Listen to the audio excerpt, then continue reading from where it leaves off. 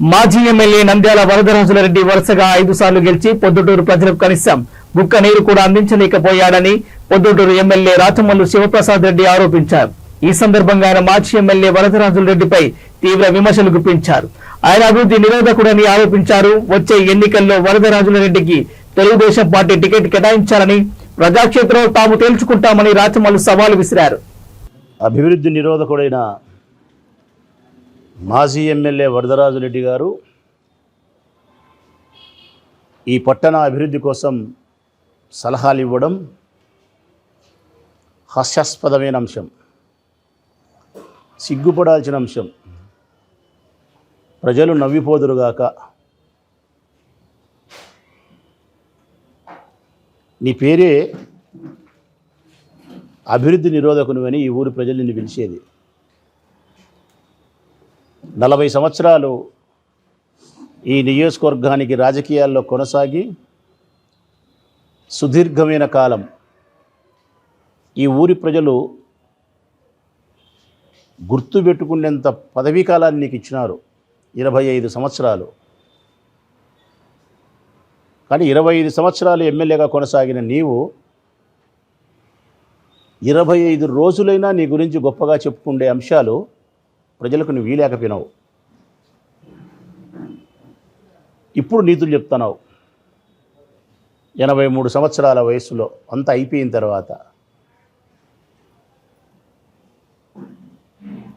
3 నెలల కాలంలో పారిశుద్ధ్యాన్ని అదుపులో ఉంచొచ్చంట. మరి 30 ఏళ్ళు నువ్వు ఎందుకు చేయలేకపోయినావు? 30 సంవత్సరాలు నువ్వు రాజకీయాల్లో కొనసాగినావు. 25 ఏళ్ళు ఎమ్మెల్యేగా ఉన్నావు. ఓడిపోయిన సంవత్సరాలలో కూడా నీ పార్టీ ప్రభుత్వంలో ఉన్నది. 30 సంవత్సరాలు రాజకీయాల్లోనూ పదవులలోనూ కొనసాగిన నీవు పారిశుద్ధ్యాన్ని ప్రొద్దుటూళ్ళు అదుపులో ఉంచలేకపోయినావు. ఇప్పుడు 83 ఏళ్ల వయసులో 3 నెలల్లో అదుపులో ఉంచొచ్చని చెప్తున్నావు. మరి అప్పుడేం చేసినావు నువ్వు? అసలు నువ్వు చెప్పే మాటలకు, నీ వేషానికి, నీ భాషకు, నీ వయసుకు ఏమాత్రం సంబంధం లేని వ్యక్తిత్వం నీది. ప్రొద్దుటూరు పట్టణ ప్రజలకు చాలా మనస్ఫూర్తిగా నేను మనసా వాచా కర్మేణ విశ్వసించి చెప్తాను వరదరాజులరెడ్డి గారి గురించి.